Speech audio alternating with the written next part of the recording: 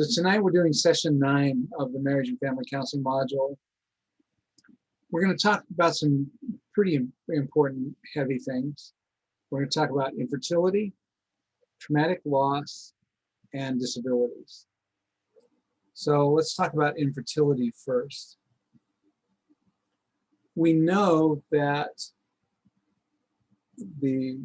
God's original design and created intent was for all of humankind to live in safe, caring, loving, nurturing relationships, first and foremost with God, but also with one another, and to do so forever. We were never created to experience loss,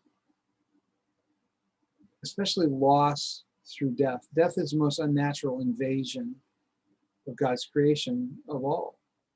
And when we look at the dynamics of crisis, loss, and trauma, we see that. So remember that God's first command to his creation, and specifically Adam and Eve, was be fruitful and multiply. He affirmed this as his created order with Noah after Noah and his family departed the ark with all the animals. He said, be fruitful and multiply, populate the earth and fill it. Now, our desire to fulfill this mandate to be fruitful and multiply is an inherent part of our humanity. It's even more so, though, in women than in men by God's design. And also by God's design, women were created and continue to be created to bear children and to be nurturing caregivers. It is their inherent nature. Now, we all know that we live on this side of Genesis 3, the rebellion and fall of men.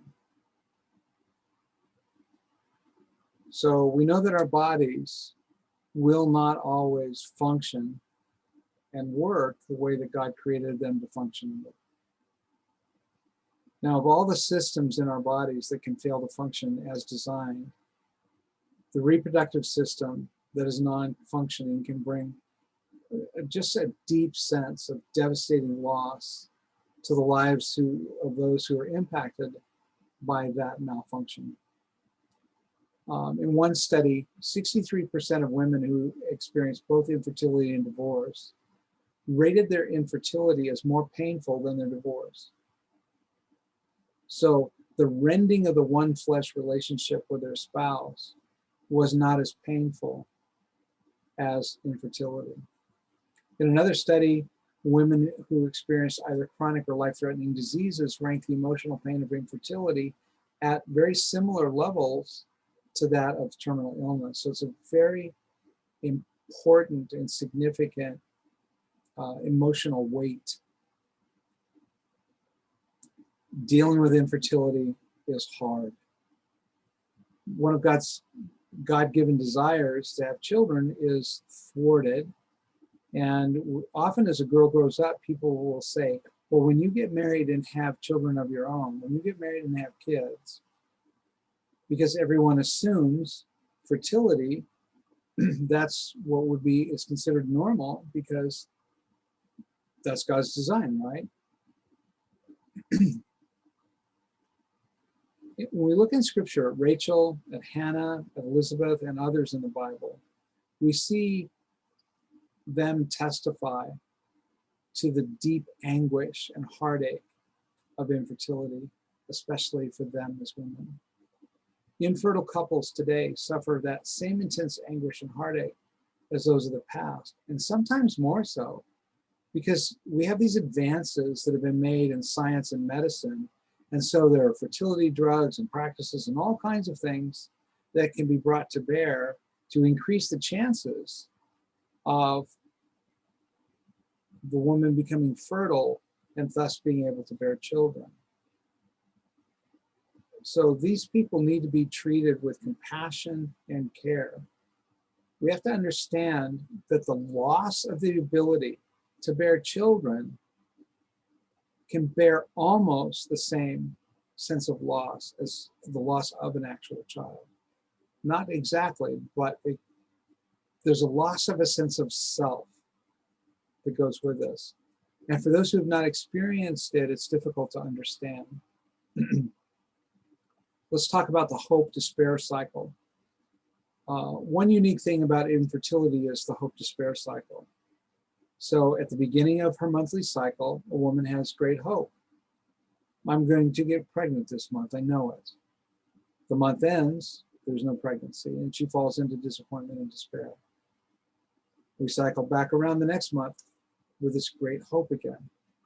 But again, no pregnancy, and hope free falls back down into despair.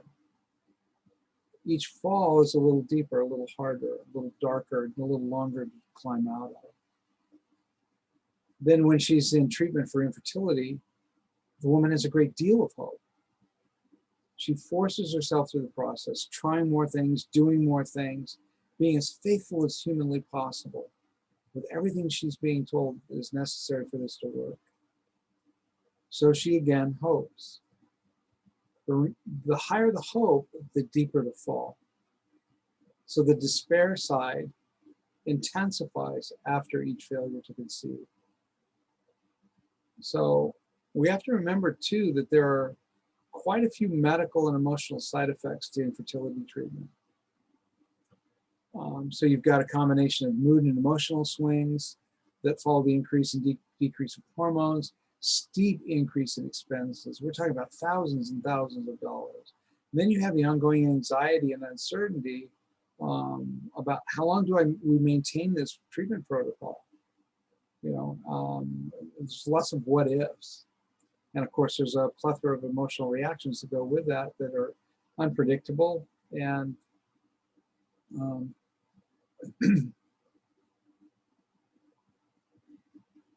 they're unpredictable when they happen, but they're to be expected. As biblical counselors, we need to be equipped and prepared to come alongside those who are grieving the death of hope without a funeral. Those who rage at the heartless disregard toward unwanted children by people blessed enough to be given them but could not care less. And those who believe they are defective and somehow unworthy of God's remedy to their pain or answer to their prayers. There's a lot that could be said about this. And I've known quite a few people over the years, people who've gone through this program even, who've experienced the loss through infertility. And it changes you. One of the real blessings that arise from it is a depth of compassion and empathy they're able to extend to others who experience the same thing and walk them through it. It's also a way for them to experience deeper healing for their own loss. So this takes us to traumatic loss. We talk about this again a little bit in crisis loss and trauma counseling, but we have to understand that trauma and traumatic loss affect most people at some point in their lives. Now, it could be a death of a loved one, it could be a natural disaster, or some other traumatic event. Chances are that they or someone they know has experienced a traumatic loss as well. So our working definition of traumatic loss is any loss involving violence, suicide, homicide, witnessing a death, an accident that causes loss of life or loss of functionality, the death of a child, an illness or severe health crisis, a natural disaster, terrorism, or similar act. It's quite a bit. Now, when we take a look at the stressful events that we experience just living in this world, we can be faced with extraordinary circumstances that leave us feeling terrified, powerless, horrified in the face of threatened or actual injury or death. So here's a list of some examples. This is by no way all-inclusive. Natural disaster, of course. You've got catastrophe caused by human error. someone zigs when they should have sagged, and they push on the gas instead of the brake, or something else. Catastrophe caused by failed equipment.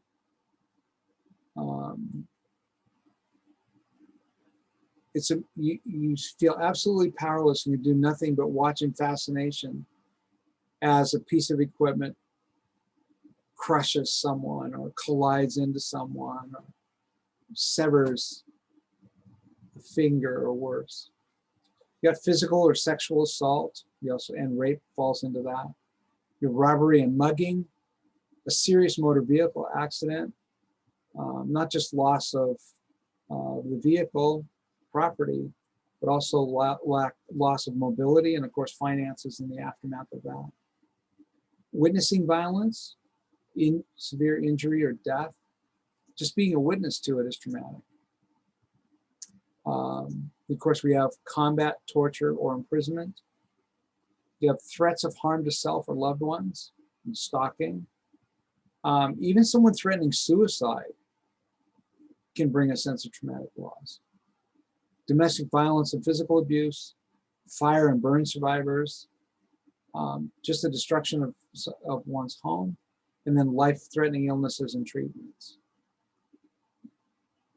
Traumatic loss is often described by those who've survived it as feeling surreal, that it must be a nightmare that they'll wake up from. It just can't actually be happening. This can't be real, and it's too terrible to think about. When I wake up tomorrow, everything will be back to normal and everything will be fine. Statistically, over 80% of Americans will be exposed to a traumatic event and therefore may experience traumatic loss. About 9% of people exposed to a traumatic event or have traumatic loss may experience post-trauma distress. And of course, that's another module. As many as 35% of those directly exposed to mass disasters may develop post-trauma distress. Sometimes more, like 9/11, something like that. That's a mass disaster. Natural disasters don't have the same impact as human-caused disasters. Research has shown that human-made disasters are more traumatizing than natural disaster. Terrorism may be the most destructive of all due to its unpredictable and unrestrained nature. There's a maliciousness to it. There's a lack of humanity to it that is just shocking to the human soul. So the question, how do people usually respond to a traumatic event? Sometimes immediately, sometimes after a brief or even an extended delay. Most people will experience intense emotions and symptoms related to the traumatic event. Not every person experiences the same aftermath to the same trauma. However, people are likely to bounce back and forth between periods during which they relive the trauma and other periods during which they are emotionally numb and avoiding any thought or reminder of the traumatic event. This is entirely normal. This is a normal response to a traumatic event. There's nothing wrong with them. They're not living in denial. They may be in a stage of denying, but it's how they're coping with the shock and the pain. This normal acute response to trauma is not called PTSD, technically, clinically, unless it is persistent over time and does not reduce and heal. Now, in what we do, we call it post-trauma distress. Some biblical counselors are calling it post-trauma stress, post-traumatic stress. I think distress is a better term. And so in our counseling circles at Truth and Love, we call it PTD, or post-trauma distress. Violence, whenever violence is done to someone, traumatic loss can occur. For instance, if rape happens, a person can experience the loss of their innocence and sense of safety. If a person is mugged or robbed, they can experience the loss of their sense of safety as well. Both can lose a general belief or trust in humanity. And in both instances, trust has been deeply violated. And this can cause a sense of traumatic loss and have after effects that are long-term and far-reaching. So you can see changes in sleep patterns. We have changes in behaviors like extreme fearfulness, um, um, agitation, irritability, can have physical effects such as loss of appetite, insomnia, those kinds of things. We will review all of these things in the crisis, loss, and trauma counseling module.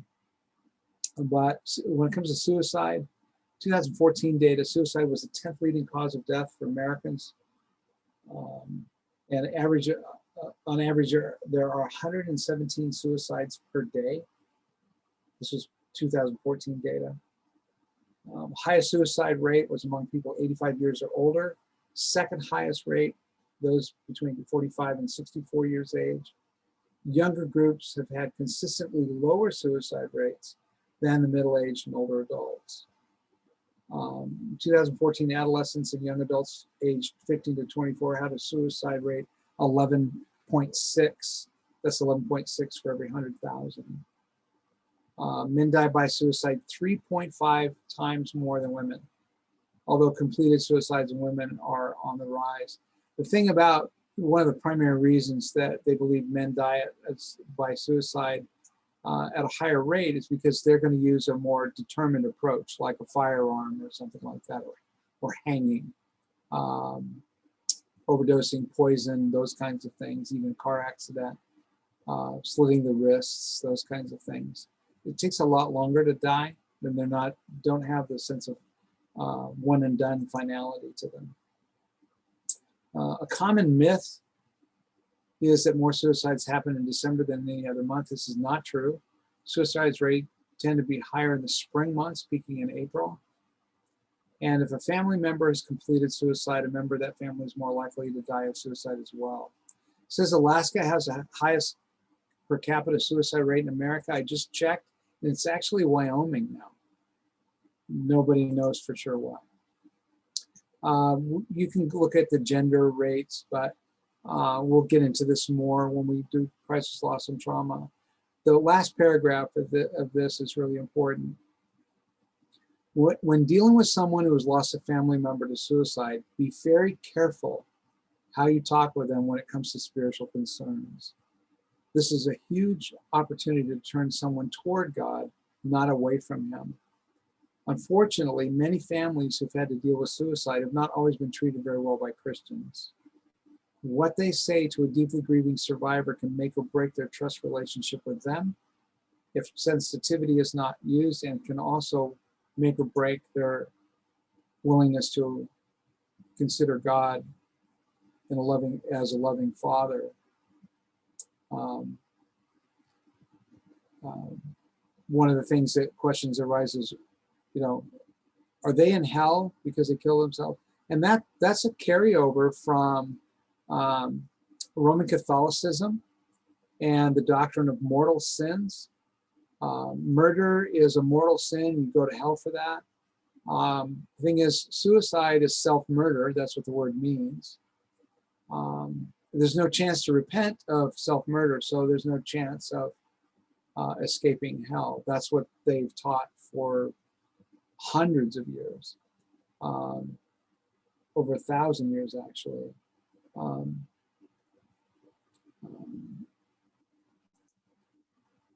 So homicide, this is an area that is very difficult to counsel through, but we have to understand that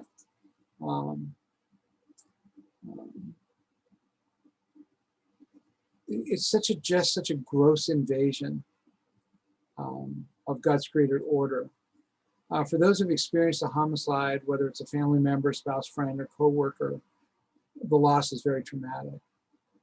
Now, the grief experience is compounded because of the feelings of powerlessness, severe vulnerability. There's a deep rage and desire for revenge that will rise up because a sense of justice has been violated. There's this need for justice against an assailant, whoever the assailant is, whether they're known or unknown. And there's a deep anger toward that person that's experienced. The person may feel frustration toward the police and the court trial process, and this can sometimes complicate or even delay the grief. They're so focused on the anger that they're experiencing and the desire for revenge and justice that they can't get past it. Witnessing a death of someone is a traumatic loss. Even if the person is a stranger, the experience of witnessing the death, whether by an accident, a long illness, a sudden death, or due to terrorism or a natural disaster, can also be very traumatizing. We have to remember, we were not created by God to experience death. So it is a traumatic event to be confronted by the death of anyone. And to witness that can be even more traumatizing. There can be a tremendous sense of shock, anger at the senselessness of it, depending on the type of death, guilt and anger, depending on the type of death. I should have done something, or why didn't I call out? Why didn't I stop it? Those kinds of things. Now, depending on the type of death witnessed, whether an accident or traumatic death or death from a long illness, can have a long-term effect on someone. It's like having the traumatic event being drawn out over a long period of time. There may be physical, emotional, behavioral, and cognitive stress reactions due to what the person has witnessed. Then we have accidents that cause loss of life and functionality. An accidental death can cause a tremendous emotional shock that can linger for a very long time. It's so unexpected, so unanticipated, so shocking that the person who has had this happen has a really hard time getting beyond it. Now, the death, whether it's caused by humans or a natural disaster, seems unbelievably random, senseless, even unfair. And it can be common to focus on who or what was to blame, or the countless what ifs that could have kept it from happening. So all the speculation, trying to make sense of something that really there's no way of making sense to, because it's not a sensible thing. And so this can cause a person to be incredibly angry, either at a person, sometimes at God, or sometimes at no particular target at all. They're just angry. And remember, fear of loss, actual loss can be primary emotions that underlie anger. On the other side of this, if there's a serious accident that causes a loss of functionality, this can cause a great grief for the person, depending on how long this loss of functionality lasts. At least for a short time, sometimes for a long time. A person's way of life is dramatically changed, and the whole future is changed as well. And this can cause a person to go into a deep depression. It can also cause them to withdraw, to isolate, and as they try and adjust to the changes that they're faced with, physically, mentally, and emotionally, that the accident and loss of functionality have caused. A lot of times it seems easier to deal with alone than to have to answer questions or deal with somebody else's emotions over the same event. Then we have the death of a child. It goes against the laws of nature, I heard one person say, for a child to die.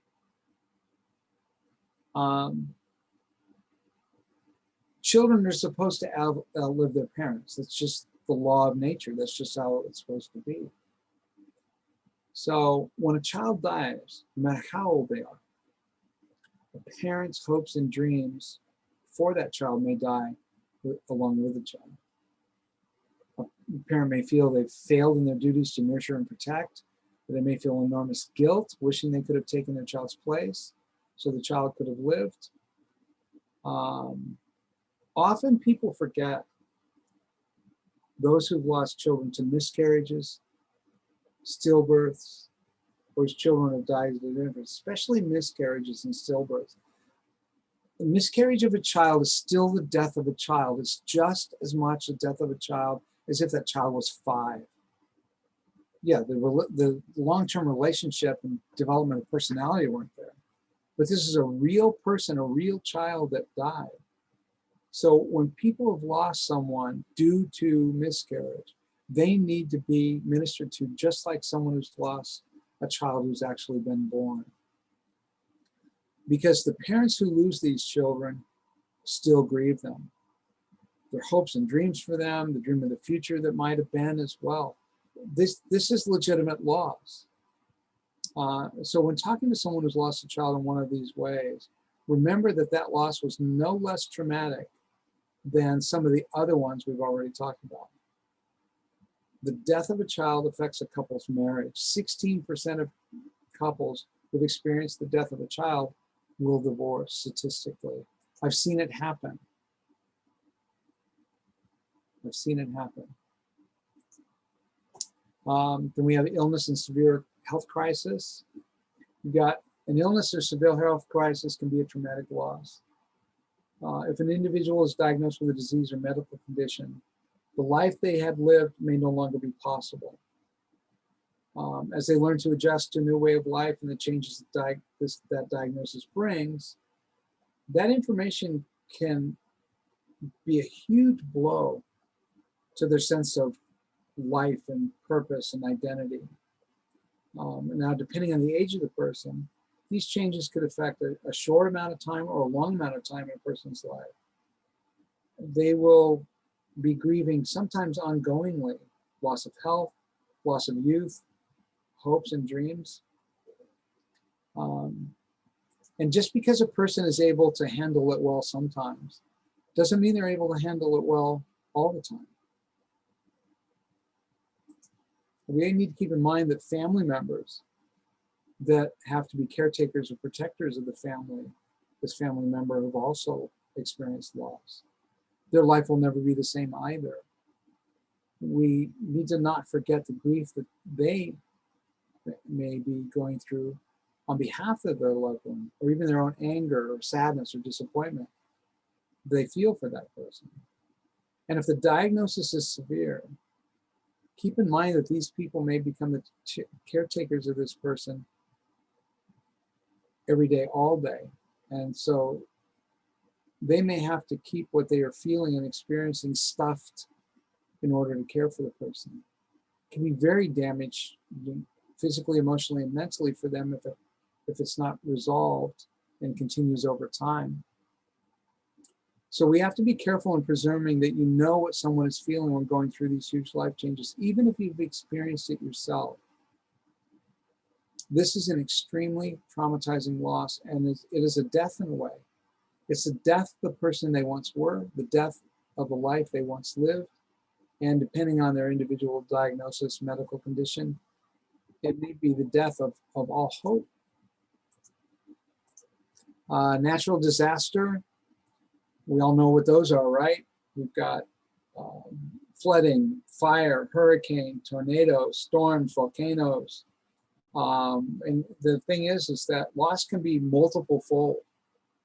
Okay? Maybe loss of life, loss of family, friends, neighbors, coworkers, pets. There's grief for the loss of a loved one or someone close to them. Maybe a loss of a home, a place where they lived everyday life and where their memories were. And due to the nature of the natural disaster, someone may no longer have a job to go to because their workplace was destroyed also. This causes financial stress on top of everything else, which also can be traumatic. People who deal with this kind of traumatic loss are dealing with compounded trauma. And this can be, they can be so overwhelmed, they don't even know where to start. So the key thing to remember is just be there, help them with the basics first before anything else. Do you need a drink of water? Do you need a blanket? Do you need a ride? Do you need a place to sleep for the night? Practical things. Then we've got terrorism. Since September 11, 2001, the whole world changed when it came to terrorism. Those that experienced what happened that day were never the same. Terrorism is a word that up until that day happened in other countries outside of America. And people who experienced a terror attack that day have had lasting effects. Many have now been diagnosed with PTSD, including many of the rescue personnel who went to save those trapped in buildings. And the words traumatic loss don't really seem to cover loss of this magnitude. The word trauma fits. And for those who were there, many talked about how all of their senses were involved, even overwhelmed. Sight, sound, taste, touch, feel. All of their senses were overloaded with the horrors of that day. Terrorism is an unspeakable act of horror. What makes it such a traumatic loss is that other humans did this to one another. Terrorism shows our human depravity at its lowest as human beings. And I've spoken with and counseled combat survivors who've also experienced terrorism acts, and the trauma they've experienced has been very much the same. What they experienced in combat felt like an act of terrorism. The heartless human depravity that brings that kind of violence to another human being is hard to comprehend. God brings us the opportunity to show his love, compassion, and care to a hurting world in the midst of chaos and confusion. And in the face of this kind of evil, this kind of darkness, even more so. It's really important to be patient and listen to someone that has gone through an act of terrorism, because it's one of the biggest gifts and one of the best things you can do for them. The studies have shown that talking about a traumatic event is one of the best ways to overcome the fear, anger, disbelief, and horror, especially within the first 48 hours. And the more a person talks about their experience early on, the less hold those memories are going to have on them. Their healing can begin, and reminding them that God has not forgotten them, that he is still in charge is very important as well. Grieving is something we have to talk about in the midst of all this. If the relationship with someone who died was in conflict with the survivors, the grief process will always be tinged with deep regrets. If only Ida. Okay? I saw this numerous times as a chaplain and pastoring.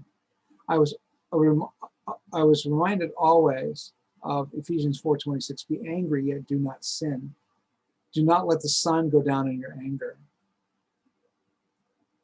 God knows the damage that can be done when we don't resolve our relationships. Now, granted, some relationships may never be resolved due to situation and circumstances. But what if you were husband and wife and you had a fight the night before and not talked things over yet? On the way to work the next morning, one or the other gets in a car accident and dies. So the last words that were said to one another were words that were said in anger. And the conflict now can never be resolved. Many years ago, Elizabeth Kubler-Ross came out with the book Death and Dying, regarding the 5 stages of grief, as she called them. Denial, anger, bargaining, depression, and acceptance. Many thought this was great. However, there was a deep confusion among people. The thought was that people had to experience all of those stages in order and they couldn't go back through the stages. Most people who work with grieving people understand that grief is complicated. It's messy, it spirals, and sometimes it doesn't make any sense at all. Sometimes it makes people feel like they're crazy because of the emotions that they feel. We have to understand that this can be a framework for understanding grief, but the idea that there's 5 stages of grief, there's no science for it at all. Matter of fact, she put this together as a result of what she observed in dealing with patients who were told that they were terminally ill and were going to die. That was her study group. That's a very specific group of people. So to try to apply that in general to everybody and everywhere else just doesn't make any sense. It actually creates some problems. We have to remember that grief is different for everyone. There are many factors that affect grief and the way a person grieves. The relationship between the loved one and them, the kind of support system the person has, the culture they grew up, the relationship with God. These are just some of the things that impact the way a person grieves. Remember that grief is God's gift to us to help us learn to move forward in life in light of the loss that's been experienced.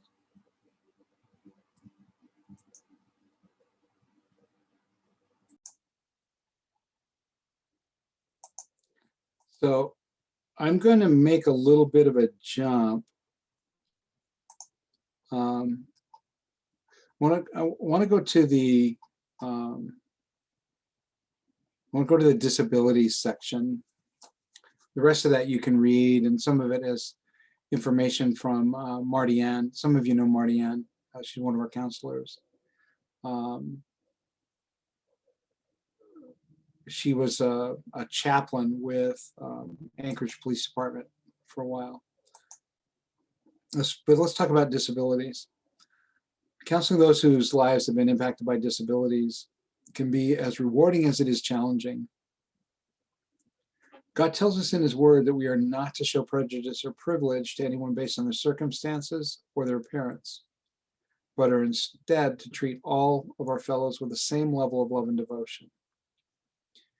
Families who have a child born to them that have disabilities experience many of the same feelings of loss, shame, grief, self-recrimination, and other negative emotions as of those who struggle with infertility. Now, there are some common attitudes toward the disabled in our society. One is ignorance. They just don't know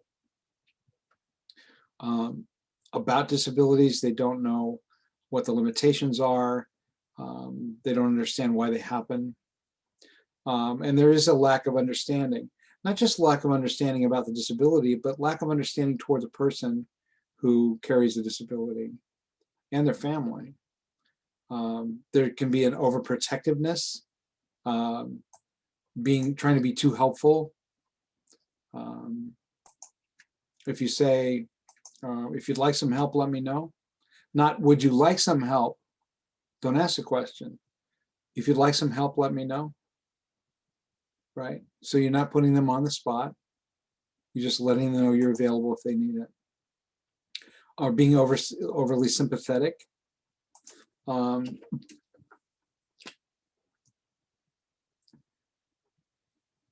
You poor thing, you just this soupy, syrupy, and not knowing how to respond. So no response, not even regarding that person as a person.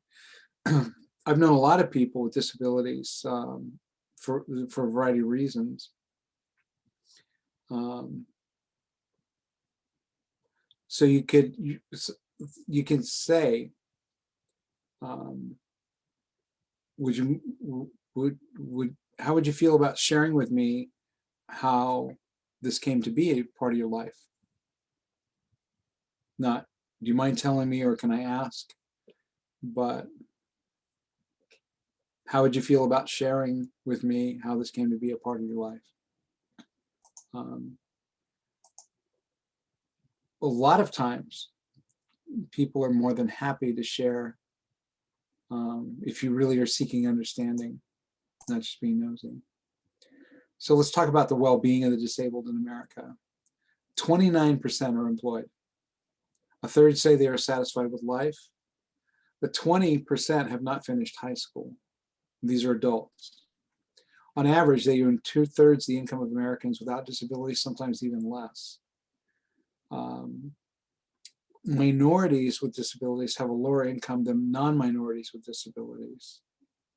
Historically, individuals with disabilities have been isolated and segregated, even treated as if they had some kind of a communicable disease, that they needed to be isolated and sometimes even punished and abused for it.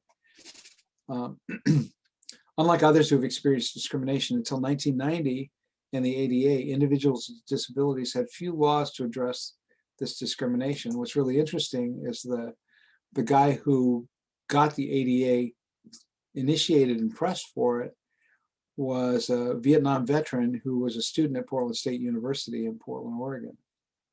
Very interesting story. There's a movie about it. It's not G-rated though, so you might want to be, but it's a very interesting story. Architectural, transportation, and communication barriers are still common. We just experienced this last week when we were traveling.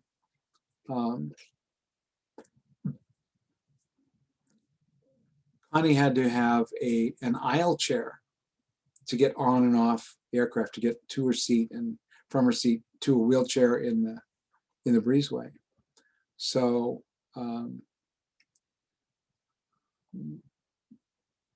the people at the airlines were, except for one person, but the people at the airlines were gracious and kind and very helpful, almost excited to have an opportunity to do this aisle chair. They did a great job. So let's talk about attitudes that are necessary for effectively providing biblical counseling. First, we need to understand the nature of disabilities in general, and then the nature of the disabilities of this individual. We need to treat them with dignity. We need to recognize that they bear the imago Dei just as any other person does. So they are worthy of being treated with honor and respect and dignity and high regard as a bearer of God's image. Address discomfort, their discomfort with the disabilities. Give them an opportunity to pour out their thoughts and feelings about it. No chiding, no correction, no, well, you shouldn't. And it's important not to see them as a disabled person, but as a person with disabilities. They're a person with disabilities, not a disabled person. And don't refer to achievements that they make as superhuman. Respond to achievements, personal attributes, and personality with a sense of equanimity. In other words, they're a regular person that happens to carry disabilities with them.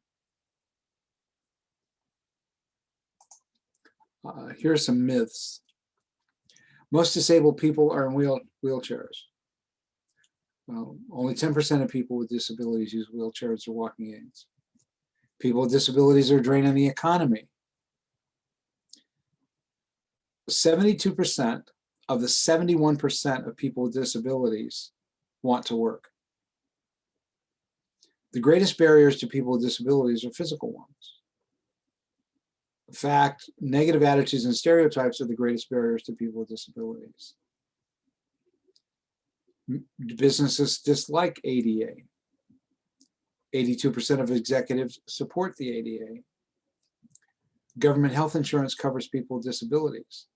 62% have private insurance, 16% have Medicaid, 17% have no health insurance at all. So here's what's needed from the counselor. First, be aware of different programs that offer employment and educational assistance to people with disabilities.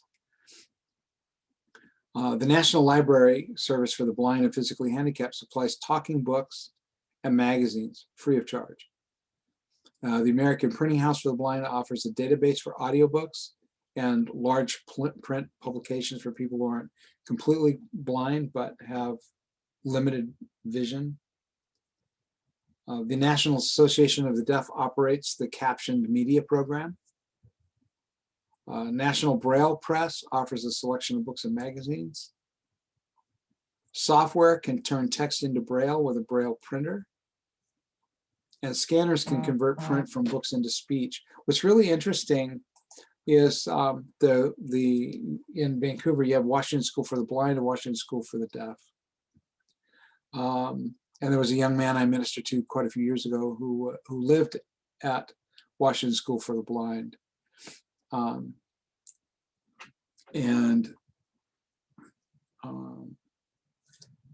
He loved to get letters that someone could read to him. And what was interesting is where a stamp would go, I would write "for the blind," and there was no postage charge. A lot of people don't know that that's available. We need to be on guard against some common errors. Okay, first is counselors make assumptions that issues outside of the disability are unimportant. This is what we call errors of omission.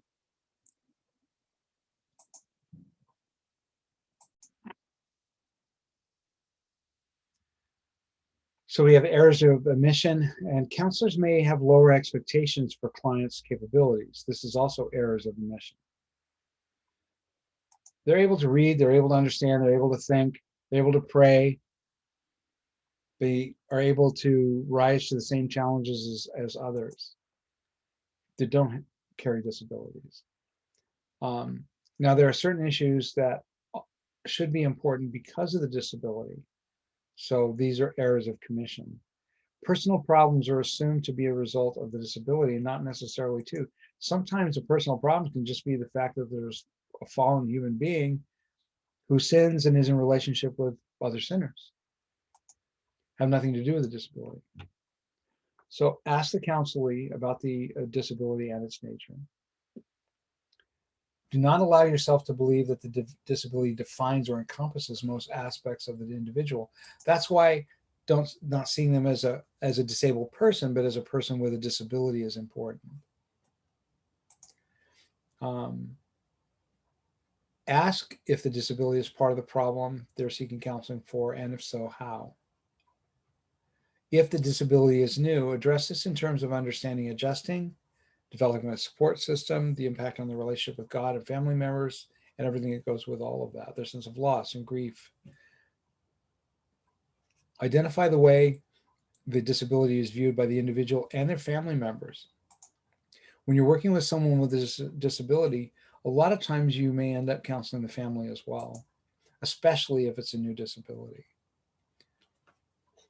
It's really important to equip individuals and caregivers with knowledge and resources, because that increases overall life satisfaction, which is important. So helping them find ways. And there are a lot of resources, there are a lot of support systems. They usually know a lot of them. So ask them, so what kind of resources have you found? What kind of support system do you have? And then let them list it out. And if they don't mention a resource that you're familiar with, ask them. I say, I didn't hear you mention such and such. Is that a resource that you have used? If they say, no, I didn't know about it. Okay, well, let's see if we can get you connected. You see how you can approach that well? The number one thing you want to do is offer support for their relationship with God. Okay? And don't say silly, trite things like, well, one day you won't have this disability. You'll be running in heaven. You'll have legs, or whatever. Don't be goofy. Okay, just don't be goofy. While that may be true, that's not helpful. Guide them to resources that will help them use technology and training to enhance their life. Again, you ask what they're aware of, what they've been able to use. Ask them if they've run into any difficulties accessing any of those things. One of the things that we got involved in was someone who was having a difficulty getting help from a local agency. So while they were sitting there in the office, we made a phone call to the state representative whose office was right across the street from that agency, and asked what kind of help they could be. Not can you be help, what if they could help, but what kind of help can you be? And it had an immediate effect. They called, said who they were, and wanted to know what needed to happen in order for this person to have access to those resources. So another voice, another advocate can be helpful. Emphasize the importance of an identity and self-image rooted in the imago Dei, not their circumstances. We hear someone say, well, I'm a cripple or I'm disabled. I try to encourage them, you carry a disability. It's important not to use an I am statement. You carry a disability. It's not who you are. It's circumstances that you live with. We're talking about family counseling. The family caregivers are a very important part of the healthcare system overall. So it's important to help reduce the impact of stress on the person and on the family members, because family members can feel distress, guilt, self-punishment, or even anger at the unfairness or injustice of it, or maybe the unfairness that, you know, my life is now ruined. I have to take care of this person. Well, okay. And if the roles were reversed, they would be taking care of you. How would you want that to look? Family members may feel responsible or at fault. Now, if there is fault due to negligence or violence, that requires a different kind of counseling conversation altogether. So the struggle that they've got going, what are you doing that perpetuates the situation? And are you aware of different choices that would have a different result? Right? If they're feeling, the family members are feeling frustrated and don't know what to do, and say, okay, well, what have you tried? What have you thought of that you haven't tried that you think might be helpful? What are the options you have to choose from? This empowers the family to know that they have choices and to give them kind of an impetus, if you will, to make better choices if they can. And you want to help them employ problem-solving strategies by defining the problem, generating alternatives, evaluating alternatives, implementing solutions, and evaluating outcomes. This increases personal efficiency and effectiveness. And what we're talking about is help them talk through it. Sometimes you're not the answer person. You're helping them think through it and talk through it, right? So you're not there to fix it. You're there to help them navigate through it. Develop a more positive orientation toward their ability to meet the demands of the situation. Okay. What are the kind of difficulties have you faced in life that seemed overwhelming and insurmountable? What was the outcome of that? Hopefully, there's something in their life that they've overcome that you say, okay, let's take a look at what you did, how you thought, how you approached it that made a difference. And let's use that. Let's build on that. And then there's reframing. Redefine the disability as the circumstances the person lives with, not defining their nature, their character, or their worth or value to God. And sadly, there are some people that end up in this self-loathing place because of a disability. That's not okay. Yes, God recognizes the disability, but he doesn't define them by that any more than he defines someone who's an abuse survivor by their abuse, or someone who's not the brightest bulb on the tree by their lack of ability to think and reason like a brilliant person. God doesn't judge or value a person based on any of those things. Those are all circumstances. They have nothing to do with character. And that's what God looks at. God looks at the imago Dei and looks at our character. As a counselor, each of us has to become aware of our own biases about those with disabilities or chronic pain. And you become more aware of the biases the counselee faces in their life. Disability is one thing. Someone who struggles with chronic pain, there's no sign of it. There's no cast, there's no wheelchair, there's no limp, there's just chronic pain. Connie talks about how she really wasn't able to have much compassion or empathy toward people with chronic pain because she didn't have it. Now that she has it, she really understands how it can just suck the strength right out of you.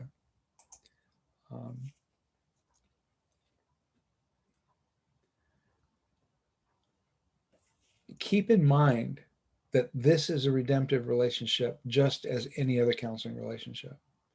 We also have to bear in mind how important family members are to the counseling process.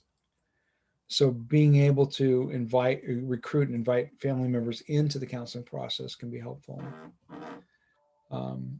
And then counseling for family members of those with disabilities will bear many similarities to counseling those we counsel who've experienced other forms of loss. Remember, when people come to us for counseling, they're coming with hope that they will hear God's mind and heart about what they face and about them. We need to realize we are his messengers of grace and truth in that moment for that season. And so it's a responsibility that he's entrusting to us. So